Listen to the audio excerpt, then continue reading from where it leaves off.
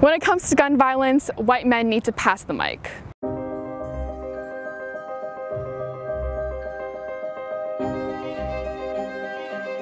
Just because someone might be a white male doesn't mean that they lack the empathy or the sympathy to understand the cruelty of gun violence. It's just that being a white male, you have a limited experience on life. The legislation that is needed to be passed in the United States must be inclusive to all people in the United States. And if these voices who are people who are not white and who are not men are not lifted up, then we cannot be sure that the legislation is inclusive.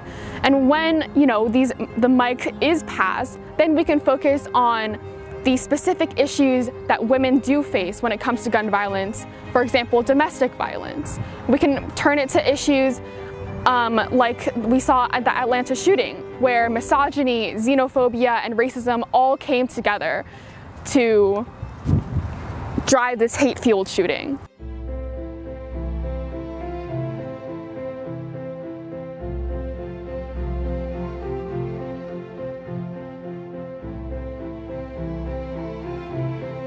I cannot express the immense gratitude I felt for my dad to be able to come home that night, because I knew that several of his coworkers did not and could not.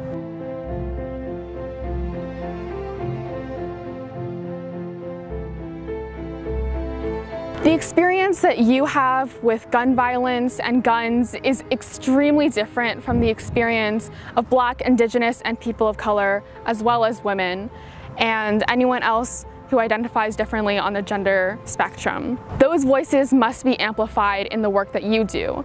When you find yourself in positions of power, you need to recognize that you should take that power to amplify those voices and to shine the light on those stories. I think that in this entire movement, we need to be focused on the population of people that expand far past the white men that disproportionately represent us in Congress.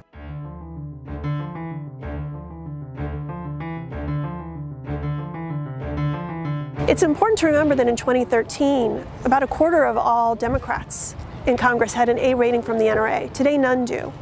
So it is a different political dynamic, for sure. We have 90% of Americans who want this legislation. We have an incredibly weakened gun lobby for the first time ever. They're under investigation, they've declared bankruptcy. But most importantly, we have this grassroots army all across the country that is going toe-to-toe with the gun lobby everywhere they are, and we're winning. I know everyone wants this cathartic moment in Congress, and they wanted it overnight, but it's not how the system is set up. We had to have these wins in state houses, passing background checks in 22 states, passing red flag laws in 19 states, closing the Charleston loophole in 19 states, disarming domestic abusers in 29 states, and then stopping the NRA's agenda in state houses about 90% of the time every year for the last 5 years. On top of that, educating people about secure gun storage and changing corporate policies, all of the things a social movement has to do to create that momentum on the ground that eventually points the right president and the right Congress in the right direction.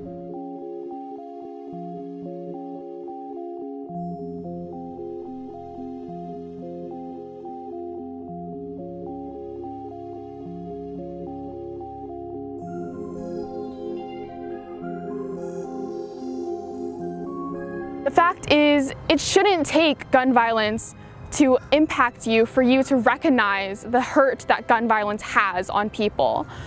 When gun violence survivors do have become empowered to share their stories, when they develop the courage to overcome the grief to share their story, you must listen to them, because we have voices, we have stories that we want you to hear.